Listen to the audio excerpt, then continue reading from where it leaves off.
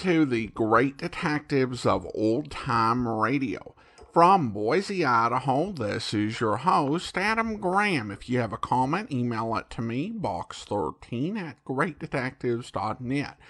Follow us on Twitter at Radio Detectives and check us out on Instagram, instagram.com/Great Detectives. If you're not subscribed to the podcast, I do encourage you to do so. You can use your favorite podcast app, including Apple, TuneIn, Stitcher, Spotify, or the Amazon Music app at amazon.com/OTR Detectives. Also, our Famous Investigator t-shirt is available at famous.greatdetectives.net, and as of this recording, there's still time to get your shirt in the first batch that's going to be sent out.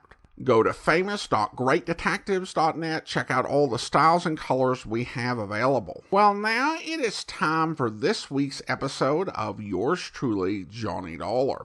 The original air date, May the 18th, 1954, and the title is The Bilked Baroness Matter.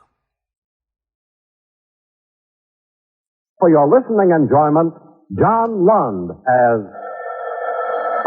Johnny Dollar. Ben Turner, Johnny. How did your blood pressure react to hobnobbing with nobility? Well, so far, I don't feel a thing. You're going to. Nothing like the beautiful Baroness Olga Jarvas to provide impact. How much of a jolt has she given you? Around $100,000, jewels and furs, stolen from a New York penthouse last night. But get this. 2 marriages ago, the Baroness was a Mrs. Thomas Bentley. Last week, Bentley filed a petition in bankruptcy. His commercial photography outfit's about $100,000 in the red. Well, one coincidence doesn't make a fraudulent claim. You read the gossip columns at night. Why is that? Then you'd know what beautiful Baroness has been seen billing and cooing with what broke ex-husband. Well, it's kind of late to scoop George Fisher now, but I'll try.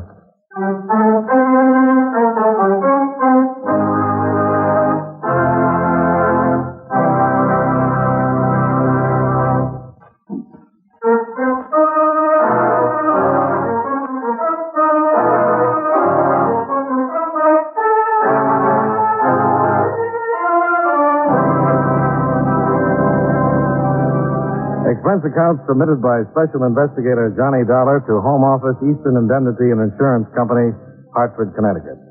The following is an accounting of expenditures during my investigation of the Bilked Baroness matter. Expense account item 1, $6.35. Gas and oil, sandwich and coffee between Hartford and New York. The penthouse of the Baroness Olga Jarvas lay atop a 35-story granite and glass apartment hotel on the east side. I ran the gauntlet of suspicious doorman, supercilious desk clerk, and snobbish elevator boy, only to find myself in what was destined to be a short-lived interview with the Baroness. I am so terribly sorry, Mr. Dollar, but you have come at a most inopportune time. That careless maid of mine, it is her day off. I am rushing to attend a cocktail party, and I simply cannot find a thing. Not one thing. It is a most inopportune moment. Well, I wouldn't want to keep you from a cocktail party, Baroness, but there is some information I'd like to have. But I have told everything I know to the police. So why not run along like a dear man and get your information from them, eh? Oh, my gloves. Oh, that stupid maid. Where did she put my gloves? Well, while you're looking, maybe you can tell me when you first noticed the loss? It was when I returned home last night, of course. At 2, 3 in the morning. I pay no attention to time. The police will know. I called them immediately. Mm-hmm. Anybody with you when you came back home? My dear man, is all this questioning absolutely necessary? After all, I did not steal my own furs and jewels. Now, why do you not go after the criminals who are responsible? Well, some cooperation from you might help me do that. Very well. I will tell you all I know. Early last evening, I had a few friends up for drink. We left for the theater at approximately 8 o'clock. Afterwards, there was the supper club. Dinner, dancing. I came home. My things were gone. Anyone come up with you? If you must know, yes. Thomas escorted me home. That's Thomas Bentley, your former husband? Yes, of course. Now, you simply must excuse me, Mr. Dollar. I'm terribly late. My friends will never forgive me. You sound more worried about your friends than you do about the robbery. But of course, the loss of dear friends is irreplaceable. But so far as those trinkets and furs are concerned... Yeah, I know. You're insured.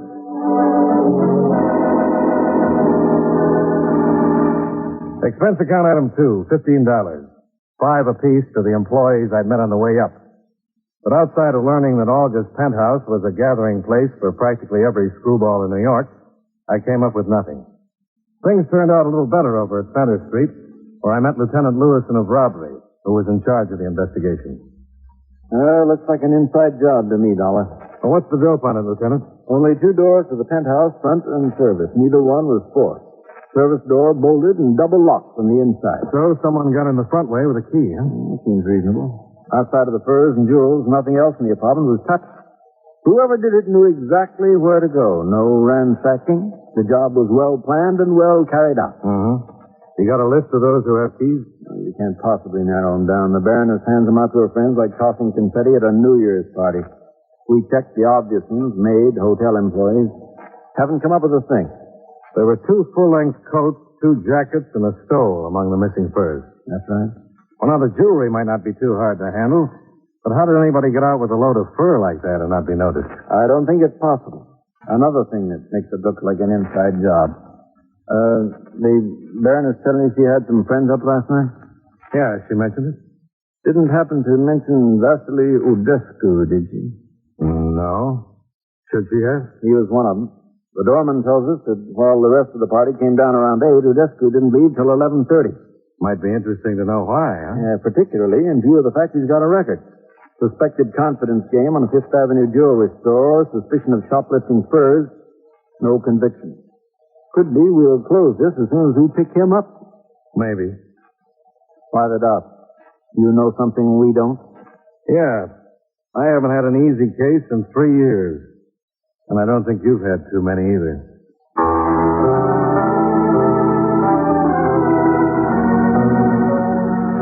My next stop was East 56th Street in the commercial art studios of Thomas Bentley. Inside the converted brownstone, a lovely blonde in fur parka and ski pants was posing on a big heap of artificial snow under the glare of sweltering lights. All right, move the number 3 spot about a half foot to the left there, Joe, will you? A little more. Whoop. Yeah, that's it. All right. Now, smile, darling. Make like you were enjoying it. No. I said smile. Try thinking of a nice, cold, extra dry martini at Antoine. That's it. Hold it. Good. Set up for the next shot, boys. Okay, Mr. Professor. Are you Tom Bentley? Yeah. What can I do for you? My name is Johnny Dollar, insurance investigator. Oh, you want to talk about that stuff of Olga's? That's right. Well, make it some other time, Dollar. I'm pretty busy right now. Yeah, I was wondering Well, what? how you could be in full operation when you're supposed to be dead broke. Trying to figure some tie-in between the $100,000 of insurance and my bankruptcy petition? Might not be too big a jump. The beautiful Baroness always moves onward and upward, Dollar. You better break that down for me. I was only sucker number 2 on a list of 4 husbands. How could I top number 4? The Baron Jarvis? Legitimate title, Bulging with Boodle. And he kicked off after 1 year under the strain of keeping up with Olga. Believe me, she hasn't the slightest inclination of getting involved in fraud to help out sucker number 2. Then how come you're making a play for her again? My motives are purely mercenary. All I want from her is a loan of about $20,000. That would hold off the creditors until I get back on my feet. How are you making out? So far, no dice. Well, your place is open. A deal with the creditors. I draw a measly $100 a week until they get paid off, if they ever do. So, that's my story, Dollar. I know from nothing, believe me. Oh, I'm sorry to bother you, Tom, but Joe says they're ready on the next sitter. Oh, okay, Harley. I'll be right there. I wanted you to take a look at this leopard skin costume for the jungle shot. Oh, what about it? Well, take a look at the way the thing fits. It's ridiculous. Doesn't give me a chance to really expand my chest. I was thinking if I wore some kind of loincloth instead, it would give you the opportunity to shoot all my muscles in place. I'll think about it, Harley. Well, I brought one along with me just in case, Tom. I'll put it on for you.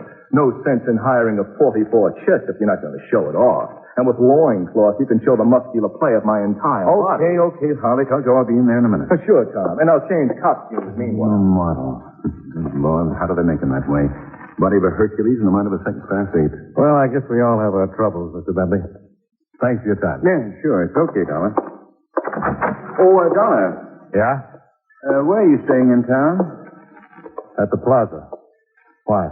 I understand insurance companies offer rewards for recovery of stolen property. Something like 20%, isn't it?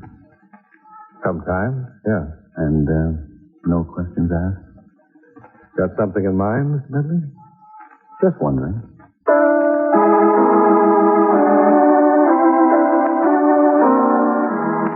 It was getting late in the day and time for the inner man to be cared for. So I headed for the Plaza Bar. En route, I stopped to telephone Lieutenant Lewison. You know, Dollar, this case might not be so tough at that. What have you come up with, Lieutenant? Vasily Udescu picked him up 20 minutes ago. Don't tell me he confessed. No, not that baby. I didn't think it could be that easy. No, it's not. We'll just have to be satisfied with the stolen jewelry we found in his apartment.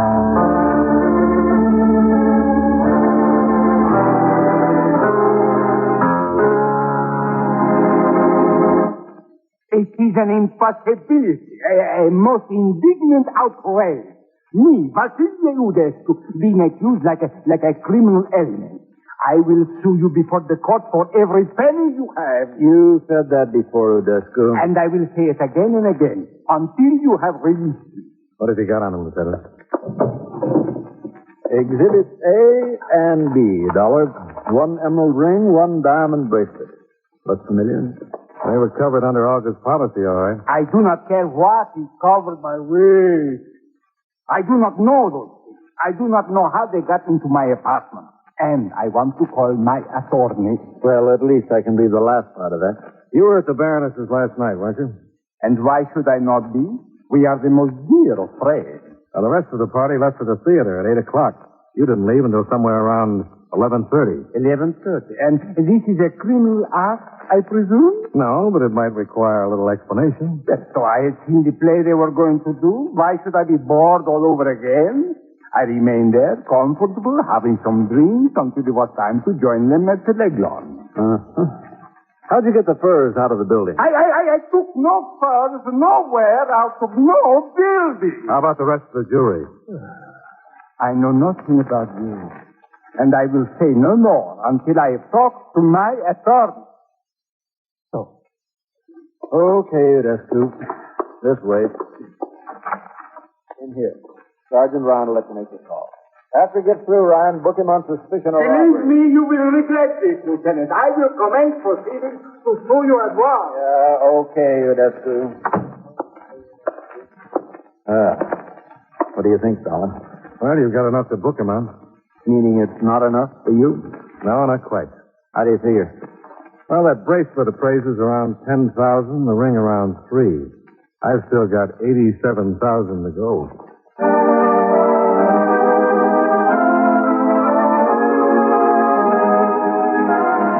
Expense account item 3, $1.50. Double scotch at the Plaza Bar. I could have saved the double. Halfway through, I was called to the phone. Tom Bentley, Dollar. Come over here to the studio right away. Why? I've got something for you on August robbery. Oh, what's that? I just happen to know where the loot is. I'll be right there, Bentley.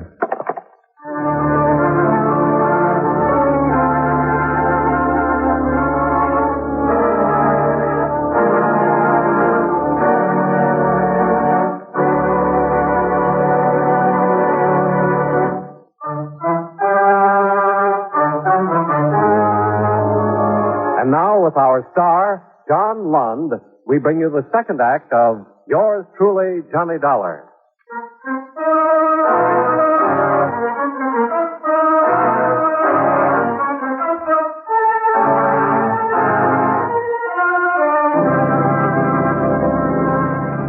I put in a call to Lewison, and after violating some minor traffic regulations and the composure of a few New York drivers, I pulled up in front of Tom Bentley's studios. The headquarters car was parked out in front, and Lewison was waiting for me just inside. Oh, it didn't take you very long, Dollar. No, I caught all the lights. Mm-hmm. Where's Bentley? Back here. The funny thing about people, Well, what's that? if they'd stop trying to chisel the law, they'd save themselves a lot of trouble. See what I mean? Yeah. Size of the hole in him looks like it came from that .375 Magnum Winchester on the floor over there. A rifle of that caliber is more suited for hunting elephants than a job like this. Bentley probably used it as a prop. Looks like they were taking some jungle shots in the studio. Adds a few complications, doesn't it?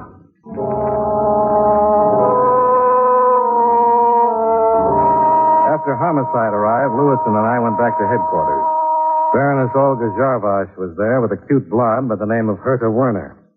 I recognized Herta as the model Tom Bentley had been using in the snow scene. The Baroness had as little trouble recognizing the ring and bracelet. But of course they are mine, Lieutenant. Most definitely mine. I cannot understand how Vasily could do such a thing. Such a wonderful dancer and such marvelous parties. Oh, that he should do something like this is positively heartbreaking. I have a formal complaint sheet here, Baroness. I'd like you to sign it. But of course I will. Imagine Vasily doing such a thing to me. Turning out to be a common thief this way. Of course I will sign it. Maybe you're being a little hasty about this, Olga. Oh? What makes you say that, Miss Werner? I was just thinking.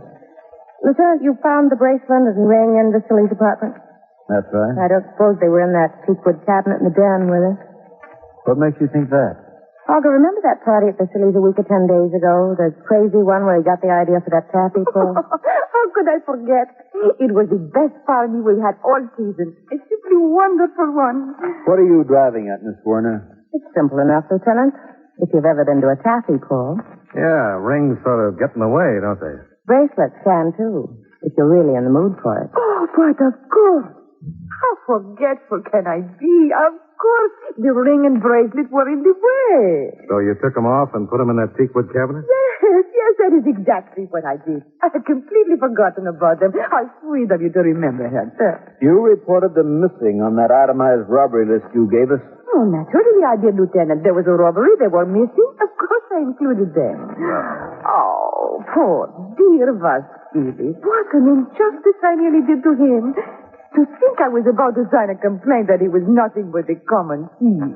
Oh, but now everything will be all right for him again. Yeah.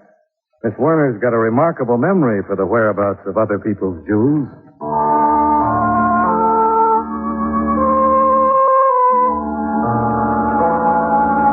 The Baroness signed a statement covering the facts about the ring and the bracelet.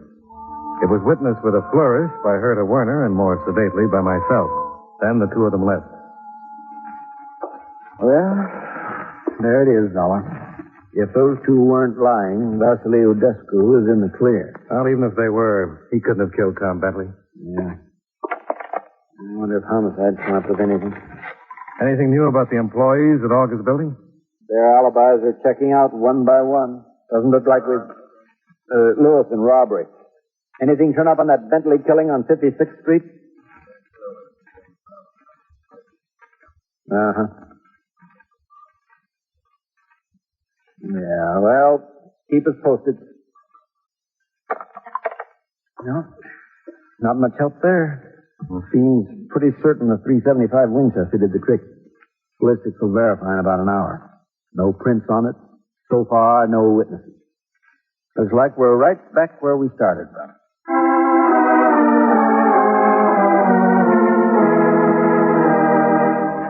Expense account item 4, $1.45, cab fare. Driving my own car, I knew I'd never have found that little back street on the far side of Greenwich Village.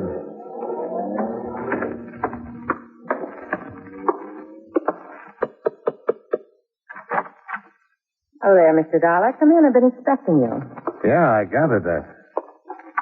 You look like the type who'd be sharp enough to get what I meant. Back at police headquarters. Well, the way you underlined your address on that statement and then batted your eyes at me wasn't exactly subtle. It wasn't meant to be. Well, now that that's settled, what do you want to tell me about the robbery? And, how much do you want? Not very subtle yourself, are you? You weren't thinking about my personality when you issued that invitation. No, I was thinking about $1,000. You've got expensive ideas. $100,000 loss is even more expensive. Mm-hmm. Do you know where the stuff is? If I could tell you that, I'd ask for 20%. Well, what can you tell me? Come here into the den, Mr. Dollar. Yeah, sure. I can't show you any etching. But there's some pretty fine photos hanging on the walls. What do you think of them? Yeah, very nice. But I like my cheesecake on the feminine side. Hey, didn't I see that massive muscle down at Bentley's earlier today? You did. His name's Harley Townsend. Your boyfriend? My husband. Oh. Congratulations. Don't bother. He won't be for long. All that big hand has on his mind are his muscles and other people's money. What's he got to do with 1,000 you had on your mind? Plenty.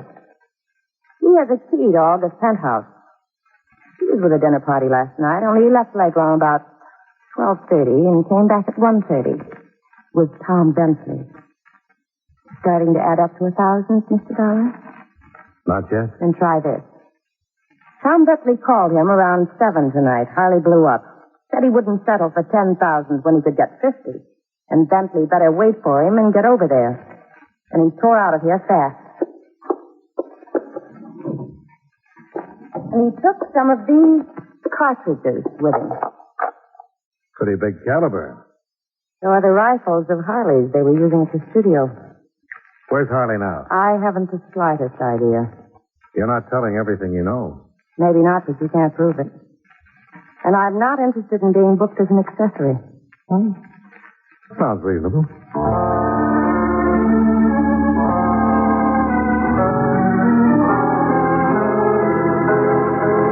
Expense account item 5, $1.75. Cab fare back to Center Street.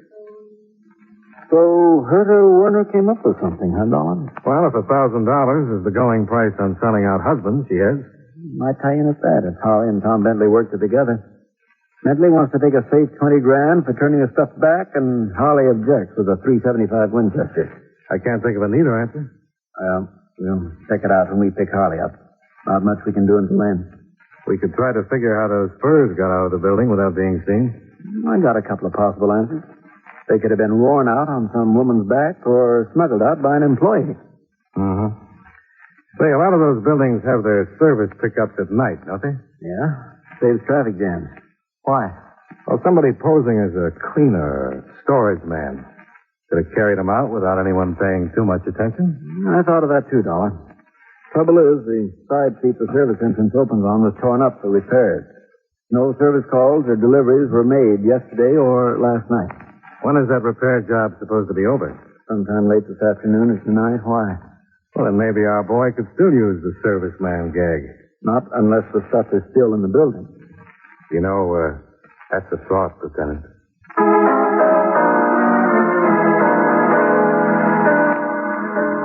The side street by the Baroness's apartment building might have been under repair yesterday, but there was nothing wrong with it by the time we got there.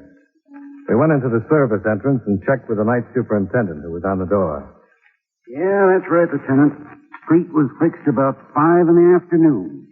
Getting regular service calls since then. Do you keep a checklist of those calls? Yeah, sure thing. Right over here. Check 'em in and out. I don't see much sense to it, but we do. Yep, here it is. Anything unusual about any of the tradesmen? Don't know what you call unusual, Lieutenant. A poster came in. 3, 4 florist boys. Always get a lot of them. And cleaners. Liquor delivered to a couple apartments. Usual run. Anybody take any packages out? Well, I wouldn't know about that particularly. I don't pay much attention. Coming in and out all the time. Guess maybe the laundryman's going to take something out, though. He usually does. What laundryman is that? New fella. Don't think I ever saw him before. Real big he is. Kind of busting out of uniform. Nice enough fellow, though. Could be Harley. Yeah, sounds like it. What laundry was he from? I don't think I noticed. Just saw he was a new one. If you want to know, why don't you ask him? You know where we can find him? Sure. He only checked in maybe 10 minutes ago. Probably down in the basement laundry room right now.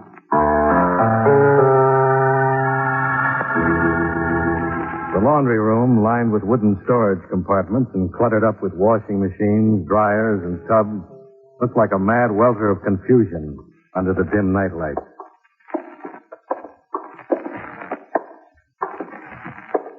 See him, Dollar? No, not yet. He's got to be down here somewhere. There's no other way out. One of the storage compartments. Yeah, down at the end.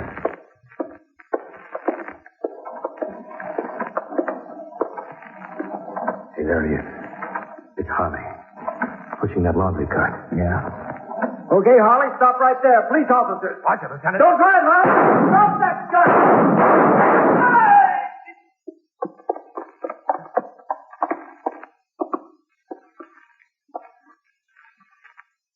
He should have listened, Lieutenant.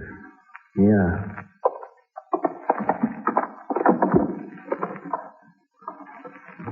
There they are, Dollar. The furs under this laundry.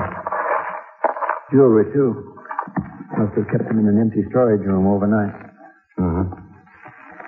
You know, one of us had better sharpen up on the target range. There's a bullet hole to the sleeve of this mink. That'll cost your outfit something, Dollar.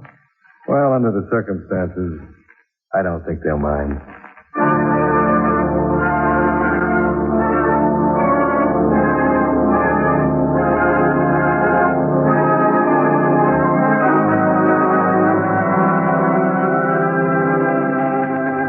Expense account item 6, $19.30. Hotel bill and miscellaneous. Expense account item 7, $5.10. Gas and oil back to Hartford. Expense account total, $50.45. Yours truly, Johnny Dollar.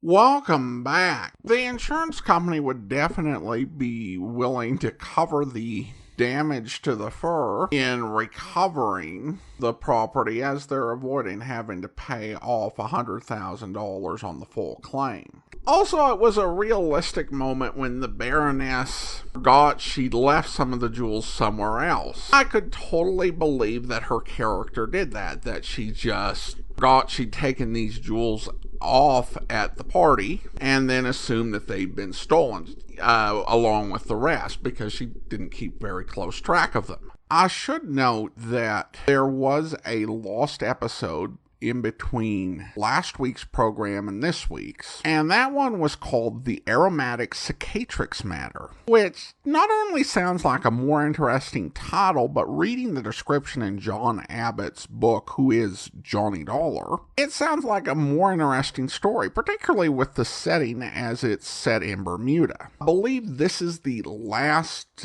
lost episode until the final 3 episodes of John Lund's run. Well, now we turn to listener comments and feedback, and we have a Facebook message from JJ who writes, "Love the podcast. I drive a truck and keep it tuned in pretty much all the time. Your commentary is the best. Thanks for your dedication. Cheers, JJ." Well, thank you so much. Appreciate the encouraging note, JJ, and you keep on trucking. We have an email from Ken. Ken writes, "Adam, thank you so much for the entertainment you give me every morning as I take my dog for a walk and as I go in search for my daily caffeine. I love the writing of old-time radio broadcasts. We don't see that kind of writing very often in 21st century scripts. Consider the following dialogue from Johnny Dollar today," and this is referring to the frustrated Phoenix matter. "Dalton, I take it, Mr. Dollar, that your visit has no connection with whatever impression my charm, wit, and brilliance may have had upon you earlier today." Johnny, "Well, maybe you're being too modest." Dalton, "Modesty is an attribute of the mediocre, sir. It is unbecoming in the realm of the talented and utterly unrecognizable with the genius." I suspect it was intentional that the writer inserted a contradiction from the suspect just a moment later. Johnny says, "That would be worse than murder?"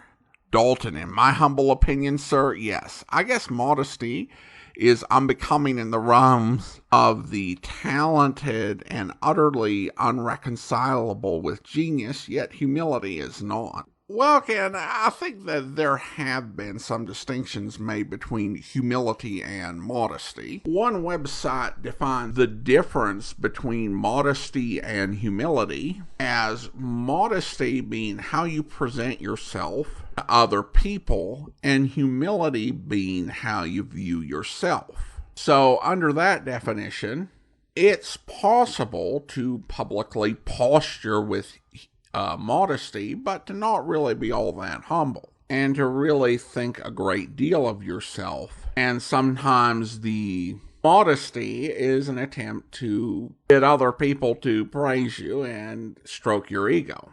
And it's possible to be humble without being overly modest. I don't think you can actually be humble and be a braggart. But so much of our culture, depends on selling yourself. So you can give an honest estimation of yourself. You can say, I'm a good manager, and I have experience bringing out the best in other people, while still knowing that you make mistakes from time to time. You're not perfect, and that your success is going to be due to your team members. Now, of course, there are actually many, many fine details on the difference between the two. I think in this particular scene, though, the thing is that under any definition of humble, Dalton certainly was not it. So it was more just a turn of phrase and kind of a illustration of his hypocrisy. I do agree with you that old-time radio often had far more interesting dialogue than many of today's programs. I don't think that there's anything necessarily wrong with just saying something plainly and in a way that, real people might talk. But dramatic art forms allow you to take some liberties to create some characters who convey things in a different and fresh way. And there are series that I've watched where everyone just kind of walks around in essentially the same sort of cadence. I have a strong appreciation for programs that really do find some unique ways to say things. And you'll find them in modern programs, but I think you'll find more of them in old-time radio. Ken also goes on to write, these past few days, I wanted to send you my best wishes. I was concerned that your normal upbeat voice was slower and deeper than normal. Obviously, you felt ill when these episodes were recorded. Today, I noticed that Johnny was also talking slower. I checked the settings on my phone and discovered that you were both speaking at 80%. I'm happy to report that after returning the setting to 100%, your perky voice returned. Obviously, you feel much better now. I'm glad for your recovery. Again, thank you for your wonderful podcast. Well, thanks, Ken. And that happens to all of us. I was listening to a podcast the other day and noticed that the speaker's voice was wrong, and it was because I'd accidentally changed the speed. And I've been in podcasting long enough that I was around when the speed control first got introduced. Because I don't think that there was any such thing back in, 2007. And there was a lot of misunderstanding about it. I went through a period where once or twice every month for several years, I received an email from someone upset with me as if Andrew and I had decided, you know what we ought to do? We ought to turn the speed on all of our episodes up to 150%, so this sounds like Alvin and the Chipmunks. And then others who sensed that there was probably something wrong and they just weren't sure about it,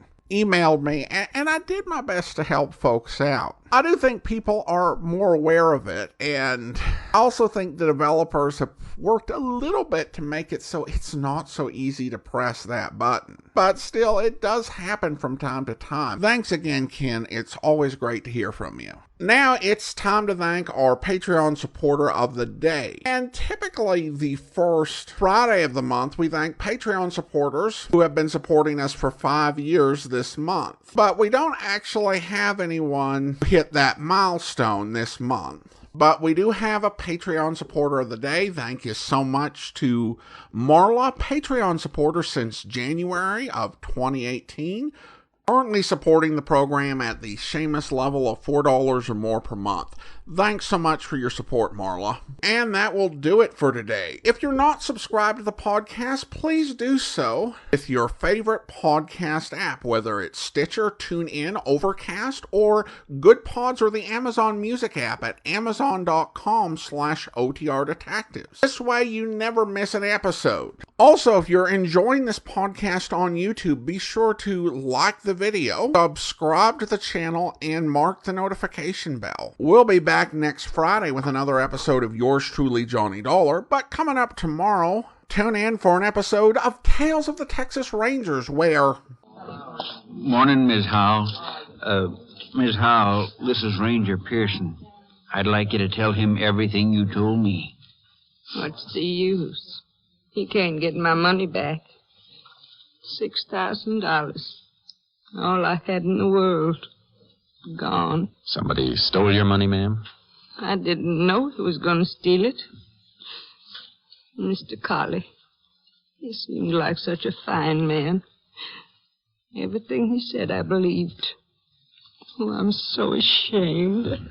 Oh, now, Miss Howell. No, I'm sorry. I'm all right now. This Mr. Colley, do you know his first name? George. He seemed like the kind of man you could trust. Big and sort of stout with nice gray hair.